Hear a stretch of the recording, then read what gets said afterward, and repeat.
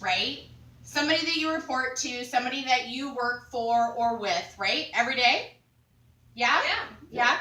Okay, so what we're going to talk about today is leading or managing. So when you think about your boss, and we go through this today, what characteristics do you hear and then envision for that leader that you have? And the goal of talking about these two topics today is to help give you some perspective on how those things balance together to help lead a team of people towards a goal.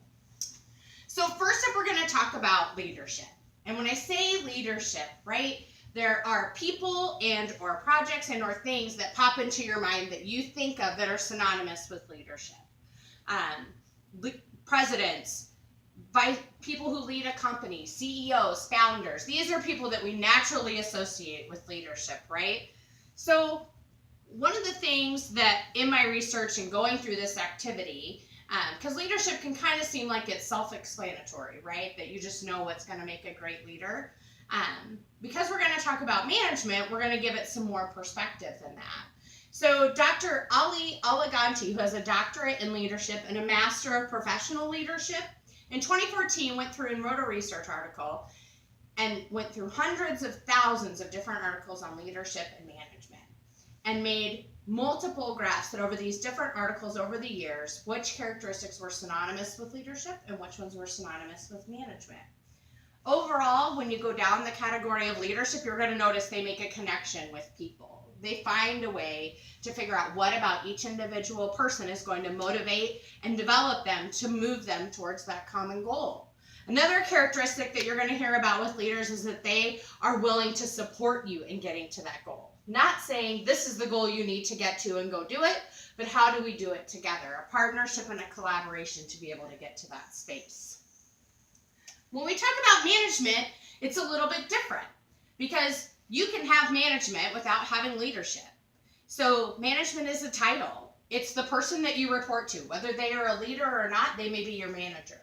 And so people are in management in companies all over the country, right? So all of us, like we said at the very beginning, have a boss. We have somebody that we report to. So this is the person who's going to be in charge. It's not necessarily anybody we voted or we picked. By the same token, you could have leaders, though, who are not in a management role. So that's where there's some give and take between these two roles. You're going to find that folks with a management type style are going to be task and process driven. There's going to be rules and guidelines, and they're going to follow them, and they're going to ensure that we get where we need to go within those rules and those guidelines. Travis Robertson, who is the CEO and founder of Robertson Coaching International, wrote several different articles online, but the one that I really used for my research on this speech today was about, he was really talking about how to appeal to the millennial audience, and they would appreciate to work for and not with. And some of the foundation in this article really talks about management came from the fact that when we as a country had many different plants that were producing a good. And in order to do that, you have to do everything in a very specific style. So it's going to be focused on the task and focused on the efficiency of what has to get done and what it has to get done. Not necessarily our style or what we like about how it's going to get done. The other piece of that is going to be about the completion of it. I mean, we all go to a job, right? We're trying to work all day and move through something.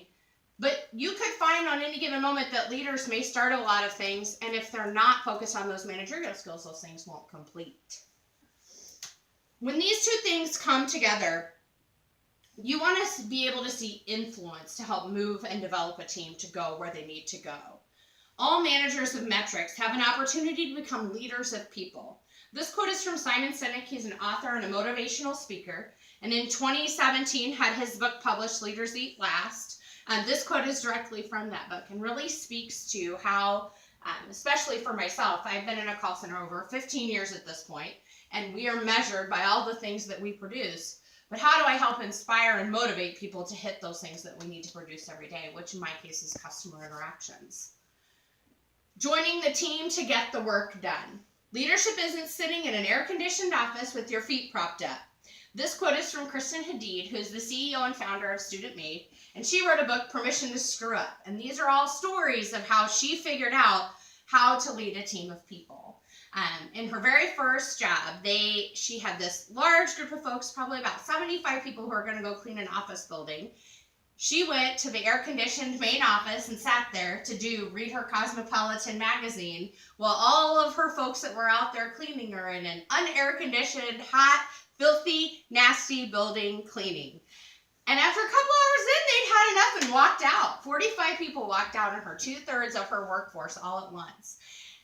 And she had to go beg for them to come back. And the biggest key was saying, what could I do to get you to come back? To humble herself to the people that she was with to get them to come back. And they gave her every nasty job there was. In the end, they didn't make her do them, but she had to learn that it wasn't just sitting up there with her manicure on. She had to get out there and do the work. The other piece is the administration piece. You can be an amazing leader and go all over the place and do lots of great things. But when you're a leader of people, there are administrative tasks and processes associated that make sure that those people get paid, that those people get benefits, that the things that people need that make them come to work every day still happen. And so it's a balance, because if you don't master the tasks and you don't check the list, those people won't be taken care of at the end of the day. So it's a balance of both of these things put together. So in closing, these are just the tip of the iceberg when it comes to leadership and management, but how the two skills can work together to support a team of people. Thank you very much for your time.